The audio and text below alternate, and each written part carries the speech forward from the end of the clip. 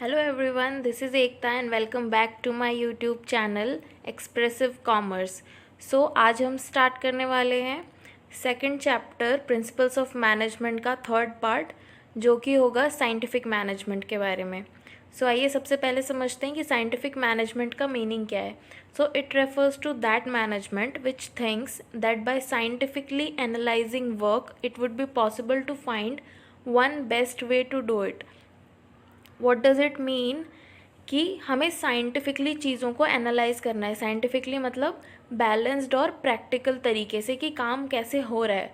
और जब हम प्रैक्टिकली और साइंटिफिकली चीज़ों को एनालाइज करेंगे और देखेंगे कि काम कैसे हो रहा है, अगर उसमें कोई प्रॉब्लम आ रही है या वो लेट हो रहा है या फिर प्रॉपर प्रोडक्शन नहीं हो पा रहा है या जितना हमने सोचा था उतना प्रोडक्शन नहीं हो पा रहा, तो वो किस वजह से हो रहा है और हमें उस एरर का रीज़न पता चलेगा, तो हम उसको करने का एक बेस्ट तरीका निकाल पाएंगे. साइंटिफिक मैनेजमेंट है, उसके दो मेन जो मोटिव्स थे वो ये थे.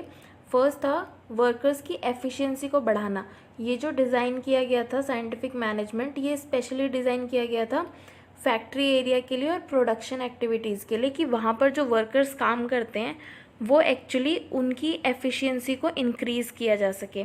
और सेकंड था कि प्रोडक्शन जो भी हम कर रहे हैं फैक्ट्री में, उस प्रोडक्शन को बढ़ाया जा सके. नेक्स्ट है features of scientific management. So scientific management का फर्स्ट फीचर क्या है? It is systematic approach. Systematic का मतलब होता है कि कोई भी काम जो हम प्लानिंग के अकॉर्डिंग करें और सिस्टम के थ्रू करें, जैसे डिसाइड किया गया है, जैसे प्लान्स बनाए गए हैं. सो जो साइंटिफिक मैनेजमेंट है वो ये इंश्योर करता है कि जितनी भी एक्टिविटीज़ की जा रही हैं एक ऑर्गेनाइजेशन में, वो सारी सिस्टमैटिक तरीके से पूरी की जाए. Second, brings complete mental change, यानी कि ये कंप्लीट मेंटल चेंज लेकर आता है. मेंटल रेवोल्यूशन की बात की थी साइंटिफिक मैनेजमेंट में F.W. टेलर ने. और मेंटल चेंज से उनका मतलब था कि जो भी लोग काम कर रहे हैं, यानी कि चाहे वो ओनर्स हैं, मैनेजर्स हैं या फिर एम्प्लॉयज़ हैं, उन सब के ही जो मेंटल एटीट्यूड है उसमें चेंज आना चाहिए. और वो चेंज कैसा होना चाहिए? उस चेंज के अकॉर्डिंग उन्हें सिर्फ और सिर्फ प्रॉफिट्स के बारे में नहीं सोचना चाहिए, उन्हें ये भी सोचना चाहिए कि जो भी उनका प्रोडक्शन टारगेट है या प्रोडक्शन के तरीके, उन सब में बेटर कर पाएँ वो, यानी कि प्रोडक्शन टेक्निक्स को भी बेटर किया जाए और प्रोडक्शन टारगेट्स को भी बेटर तरीके से अचीव किया जाए. थर्ड है डिस्कार्ड्स ट्रेडिशनल मैनेजमेंट. ट्रेडिशनल का मतलब होता है वो चीज़ें जो हम पहले से यूज़ करते आ रहे हैं या फिर ओल्ड टेक्निक्स. तो उन्होंने ट्रेडिशनल मैनेजमेंट को डिस्कार्ड कर दिया, यानी कि मना कर दिया, और ये कहा कि हमें न्यू और साइंटिफिक तरीके ढूंढने चाहिए मैनेजमेंट के लिए. और ऐसा नहीं कि जो पुरानी चीज़ें हैं, ओल्ड टेक्निक्स हैं, हम उन्हीं को यूज़ करते जाएं. एम्प्लॉयज़ की एफिशिएंसी को बढ़ाने के लिए न्यू टेक्निक्स को भी लाना चाहिए. और इसी के थ्रू उन्होंने मेंटल चेंज की बात की, क्योंकि जब हम नई और साइंटिफिक चीज़ें और टेक्निक्स लेकर आएंगे तो सबके मेंटल एटीट्यूड में चेंज आएगा. नेक्स्ट है it requires strict observance of rules. According to scientific management, जो भी रूल्स बनाए जाते हैं एक ऑर्गेनाइजेशन में, वो बहुत सोच समझकर और बहुत सारे एनालिसिस के बाद बनाए जाते हैं और उनमें कोई एरर होने के चांसेस बहुत कम होते हैं. सो जो भी रूल्स बनाए जाते हैं उनका स्ट्रिक्टली फॉलो होना चाहिए, वो रूल्स जो भी बनाए गए हैं. सो नेक्स्ट है improves the efficiency of workers. जैसे मैं आपको ऑलरेडी बता चुकी हूँ कि इसका जो मेन फोकस था वही था कि वर्कर्स की एफिशिएंसी को बढ़ाया जाए. सो इसके लिए उन्होंने बहुत सारी, जो F.W. टेलर हैं, उन्होंने बहुत सारी टेक्निक्स दी हैं जिसके बारे में हम आगे पढ़ेंगे इस चैप्टर में, जिसके थ्रू वो अलग अलग एक्टिविटीज़ कंडक्ट करा के और एफिशिएंसी बढ़ाने की बात करते हैं वर्कर्स की. जैसे कि टाइम स्टडी है या फटीग स्टडी है. तो टाइम स्टडी में यानी कि किसी भी काम को कितनी देर में पूरा हो जाना चाहिए, या और फटीग स्टडी है कि जो भी वर्कर्स काम करें उनको कितनी देर में थकावट हो जाती है और उनको कितने ब्रेक्स या इंटरवल्स मिलने चाहिए. सो इनके थ्रू उन्होंने बात की एफिशिएंसी बढ़ाने की वर्कर्स के लिए. सो आइए कुछ पढ़ते हैं उनके बारे में. उन्होंने एक्चुअली साइंटिफिक मैनेजमेंट दिया है हमको, और जो जिनको हम कहते हैं father of scientific management, F.W. Taylor. So F.W. Taylor was born in 1856 in USA, और उन्होंने एक कंपनी ज्वाइन की इन 1878, मिडवेल स्टील कंपनी, एक लेबरर के तौर पे ज्वाइन की और अपने काम से और अपने हार्डवर्क से उन्होंने 6 इयर्स के स्पैन में उसी कंपनी में चीफ इंजीनियर यानी कि मैकेनिकल इंजीनियर के तौर पे वो काम करने लगे। तो जितना टाइम उन्होंने काम किया एज अ लेबर, तो उन्होंने बहुत सारे एक्सपेरिमेंट्स किए, क्योंकि हम साइंटिफिक मैनेजमेंट की बात कर रहे हैं तो हम एक्सपीरियंसेस की बात नहीं करेंगे यहाँ पर, सिर्फ और सिर्फ एक्सपेरिमेंट्स की बात करेंगे।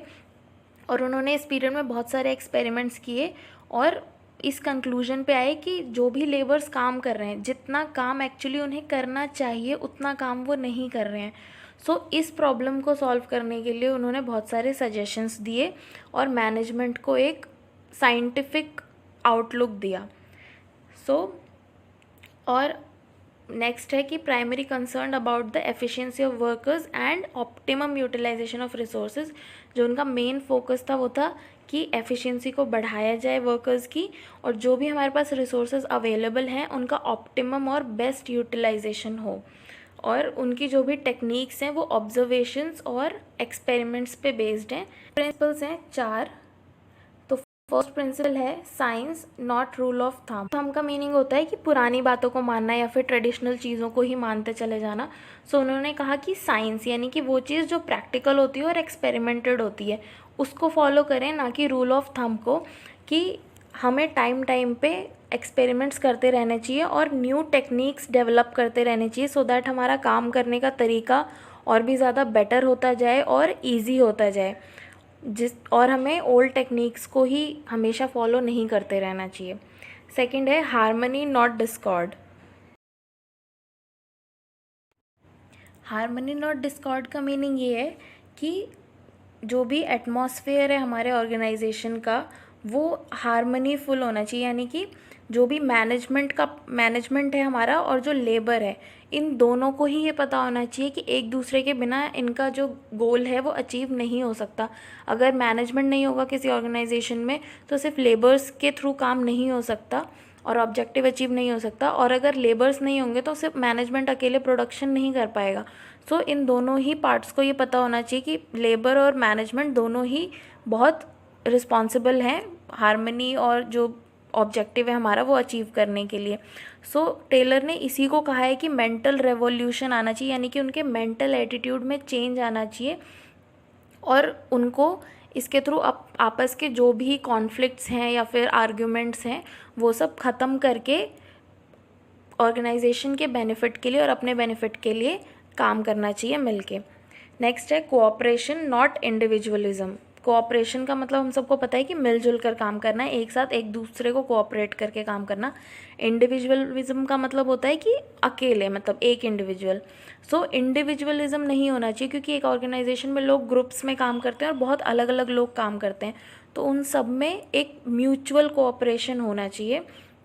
और जो मैनेजर्स और वर्कर्स हैं उनको जो भी चीज़ें डिसाइड करनी है वो उन्हें साथ में डिसाइड करनी चाहिए, जिससे कि उनका आपस में इन्वॉल्वमेंट बढ़े और इसकी वजह से रिस्पॉन्सिबिलिटी बढ़ेगी उनकी और जो काम है उसमें भी एफिशिएंसी आएगी। लास्ट है development of each and every person to his और her greatest efficiency and prosperity. इसके अकॉर्डिंग जितने भी लोग काम करते हैं एक ऑर्गेनाइजेशन में, जब उनका सिलेक्शन होता है या जब उनको कंपनी में रिक्रूट किया जाता है उस टाइम से ही उन पे ध्यान दिया जाना चाहिए। उनको जो भी काम दिया जाए वो उनकी एबिलिटी और इंटरेस्ट के अकॉर्डिंग दिया जाए, सो दैट वो अपना बेस्ट दे पाएँ। और अगर कहीं पर ज़रूरत पड़ती है उनको ट्रेनिंग की तो उनको टाइम टू टाइम ट्रेनिंग भी प्रोवाइड की जाए और जो भी हसल्स आ रहे हैं उसको दूर किया जाए।